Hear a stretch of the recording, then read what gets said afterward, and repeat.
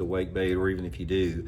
A wake bait is a topwater lure that just goes through the water slow like this. You reel it slow through the water just like this, where it looks like a jerk bait. If you reel it too fast, it'll go into the water, but you reel it slow enough to where it just sort of wobbles across the surface.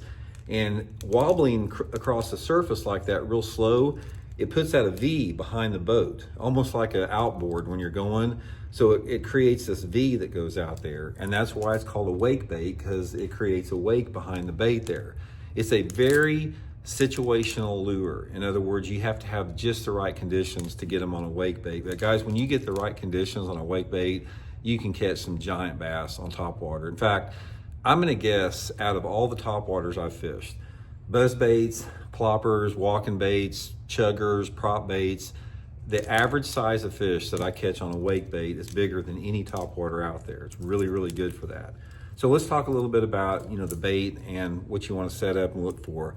The eye-jack, guys, this is like typical wake bait, guys. It's got a flat lip on it here, which allows you to fish it slow, creates a wake. It's also got this, real nice rattling. So when this thing goes through the water, it creates that rattle just like that.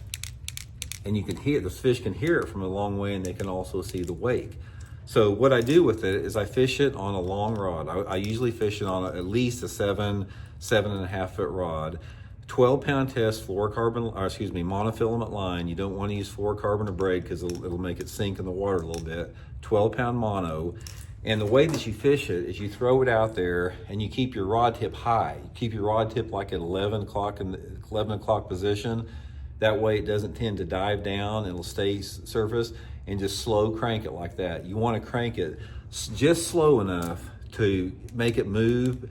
And if you start noticing when you crank it, if you start cranking too fast, it's going to sort of want to go into the water. Just slow your retrieve up and keep your rod tip high. So it's pretty simple to fish like that. More importantly, in order for a wake bait to work, you got to have the right conditions. It's all about conditions. Number one, you got to have clear water. You got to have water visibility. I like water visibility of at least 3 foot.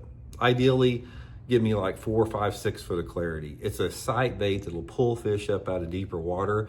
So the cleaner, the better. If you gave me an ideal water visibility, I'm going to say 5 foot of clarity would be perfect for it. Next thing with a wake bait is you got to have pretty calm conditions.